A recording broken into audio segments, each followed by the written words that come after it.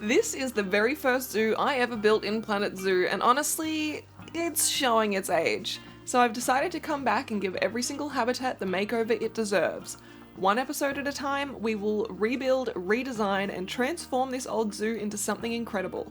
Let's get started.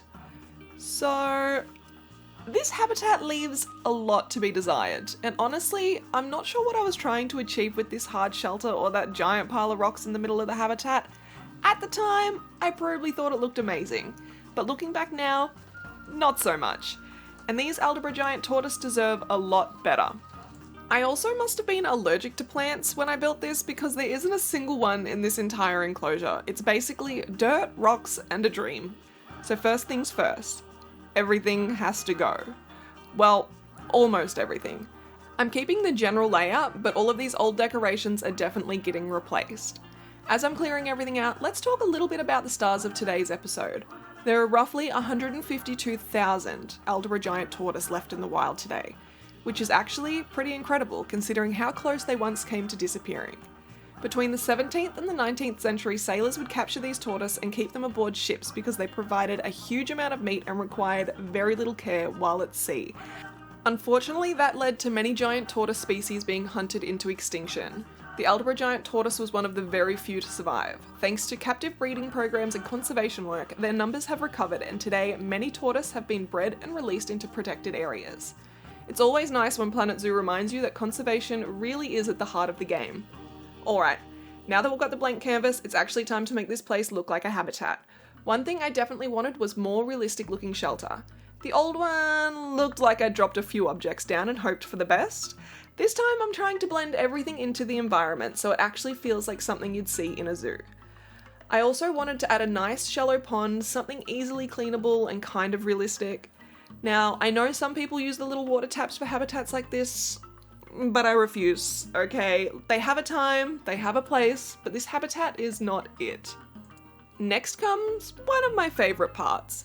Plants, and lots of them. Considering the old habitat had exactly 0 plants, I may have overcorrected slightly.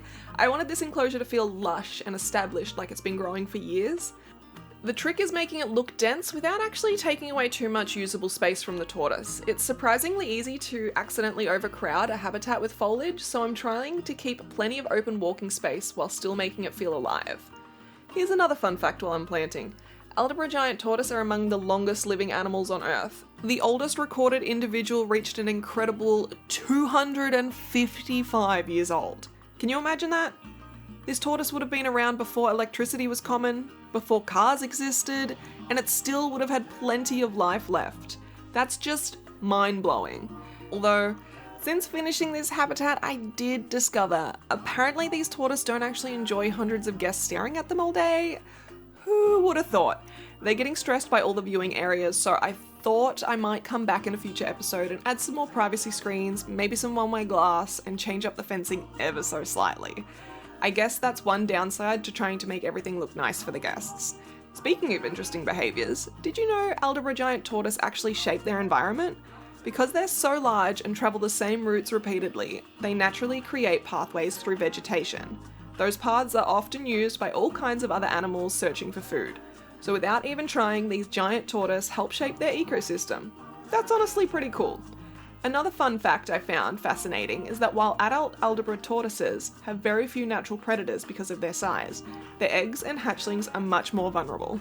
Crabs are actually known to prey on both eggs and young tortoise before they grow large enough to defend themselves. Nature really doesn't make life easy. I think we're finally getting close. I'm just adding those final little details while bringing the habitat together. A few rocks here, some finishing touches there, making sure all the plants blend together naturally. I also may have completely forgot to put the education board and speaker back in. Whoopsie. Just as I thought I was finally finished with everything as well, I noticed guests sprinting out of the zoo.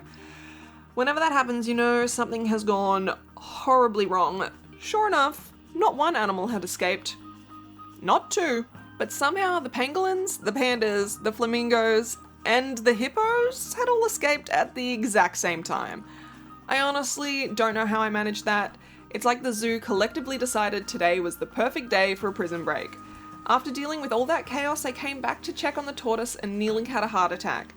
My female tortoise was laying completely still. I genuinely thought she had died. Thankfully, she was just asleep. She definitely scared me though. And here's the part you guys have all been waiting for. Here's the before, and here's the after. Honestly, I don't even think it's close. The original habitat feels empty, flat, and unfinished, whereas the new version actually feels like somewhere an Aldabra Giant Tortoise would want to live. There's greenery, natural shelter, a proper pond, better viewing areas, and overall it just feels so much more alive. It's amazing what a few years of building experience can do. I'd love to know what you think. Did I do the Aldabra Giant Tortoise justice? Have I redeemed my past self? Next episode we'll be tackling another one of my oldest habitats, and trust me, it might be even worse than this one. So if you don't want to miss it, make sure to subscribe so you can follow the entire journey as we renovate every single habitat in my very first zoo. Thank you all so much for watching, and I'll see you in the next one.